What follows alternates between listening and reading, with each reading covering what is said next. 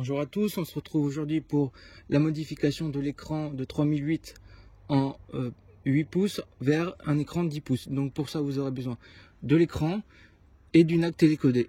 C'est tout, avec des outils bien sûr, Torx en 20 et des outils de démontage en plastique.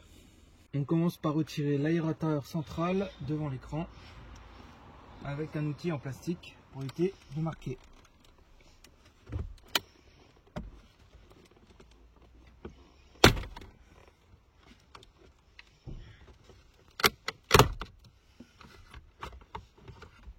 Et on les pose. On a maintenant accès aux deux vis qui sont juste là et ici avec les petits clips en plastique qu'il faudra retirer. Après avoir retiré les deux vis de chaque côté, on retire les deux autres vis qui sont plus à l'arrière, qui sont métallisées comme ça, vous ne pouvez pas les louper. Il y en a deux, une de chaque côté. On retire maintenant l'écran qui tient juste avec les agrafes sur le côté. Donc on les pince un peu et on vient tirer l'écran. Et voilà, il est mis tout seul. Et on retire maintenant le connecteur blanc qui est en dessous. Juste appuyer sur le petit téton, juste là, et on tire sur la prise.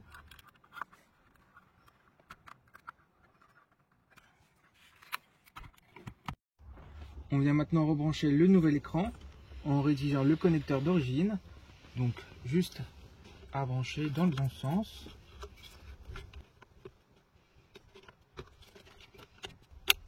Voilà, on remet la petite agrafe à l'emplacement comme d'origine. Voilà. On positionne droit et on vient mettre les agrafes dans les logements comme c'était le cas sur l'ancien écran.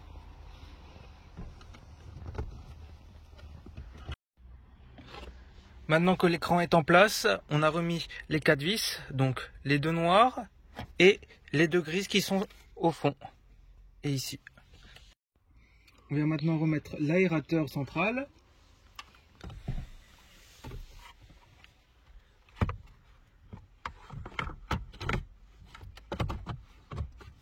Et on reclipse.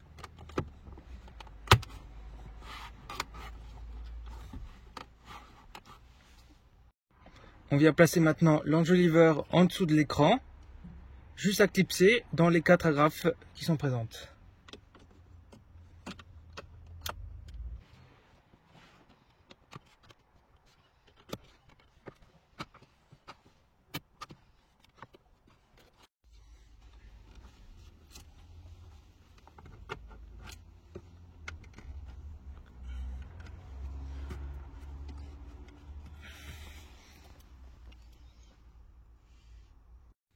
On vient maintenant retirer le cache ici, puis celui-là. Donc pour ça, on commence par retirer la vis qui est cachée derrière le petit cache ici.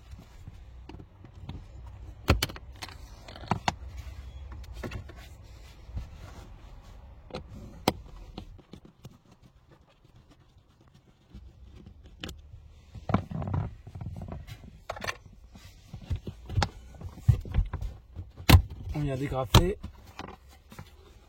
Et maintenant on retire les deux vis qui sont là. On vient maintenant retirer le panneau latéral. C'est juste agrafé.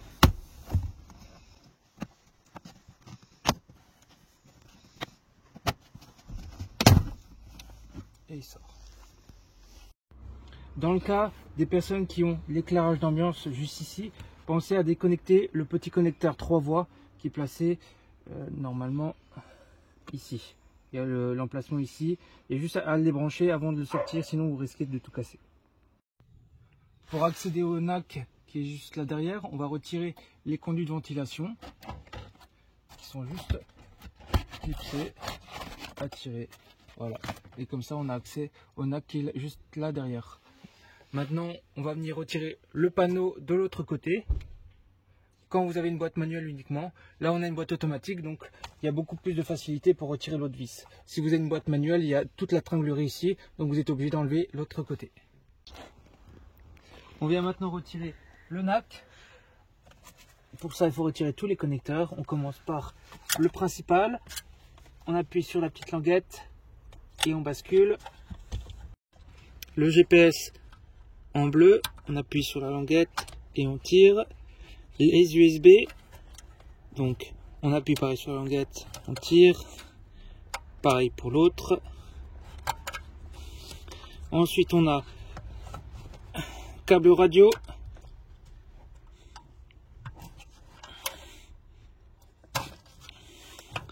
Et les câbles LVDS pour les écrans et le compteur.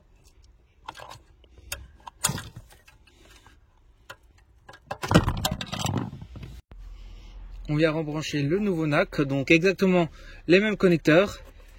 Les LVDS pour les écrans et compteurs. Le blanc qui est derrière.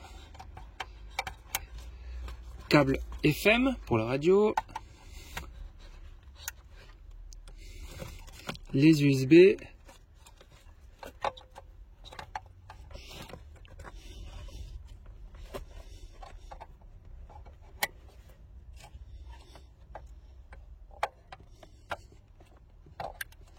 Et l'antenne GPS. Le orange juste à côté, c'est juste si vous avez le DAB. Là en l'occurrence on l'a pas, donc inutile. Et on vient rebrancher le connecteur principal. On remet le NAC en place et on remet les deux vis. Après avoir rebranché le NAC, on remet les deux vis de chaque côté, puis les conduits de ventilation pour les places arrière. On va remettre les panneaux latéraux de la console centrale. Donc juste à clipser comme on l'a fait au démontage. Voilà, on remet les deux petites vis qui sont ici et le dernier cache qui se mettra ici. On remet le dernier panneau.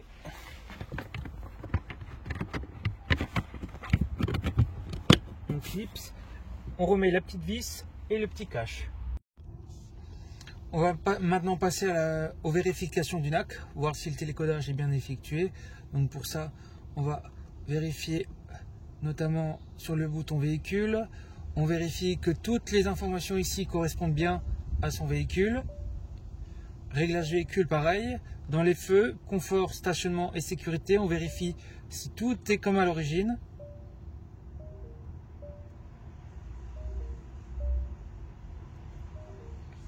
Ensuite, on va dans la connectivité, on regarde si on a bien connectivité et un véhicule si c'était le cas d'origine. Là, en l'occurrence, on a rajouté l'iCockpit Amplify, option qui n'était pas présente d'origine, avec le changement de couleur en plus. Ensuite, on va vérifier dans la navigation, voir si ça correspond bien. Là, c'est le cas. Dans la ventilation, voir si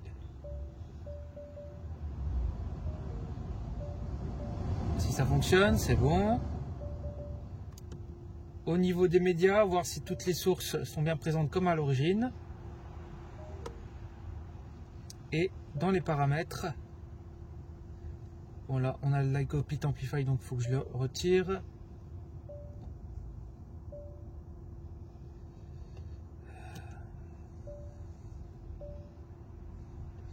Je désactive l'ambiance. On retourne dans les paramètres et on vérifie que tous les thèmes soient bien présents, c'est-à-dire 2.